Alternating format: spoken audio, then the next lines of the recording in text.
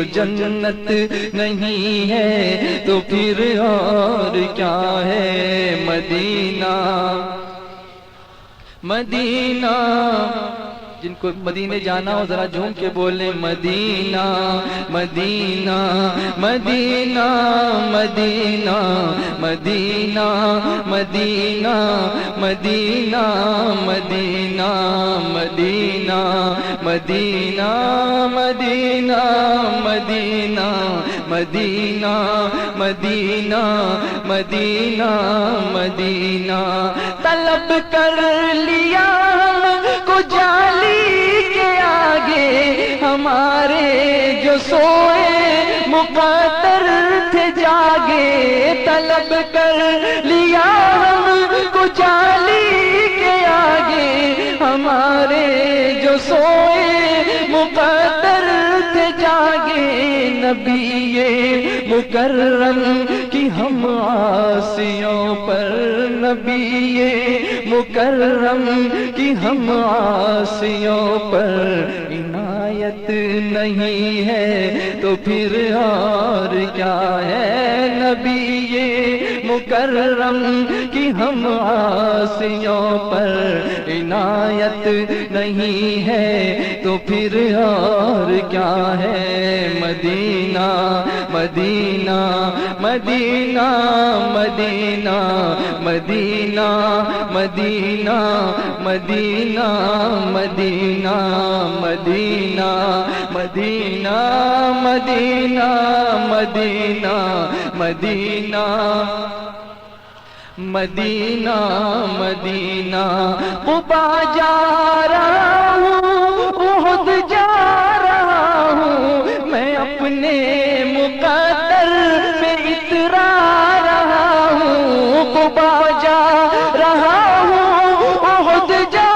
رہا ہوں میں اپنے مقدر پہ اترا رہا ہوں مقدر کی اب اور کیا ہوگی رفعت مقدر کی اب اور کیا ہوگی رفعت یہ رفعت نہیں ہے تو پھر اور کیا ہے مقدر کی اب اور کیا ہوگی رفعت یہ رفعت نہیں ہے تو پھر اور کیا ہے مدینہ مدینہ مدینہ مدینہ مدینہ مدینہ مدینہ مدینہ مدینہ مدینہ مدینہ مدینہ مدینہ مدینہ مدینہ مدینہ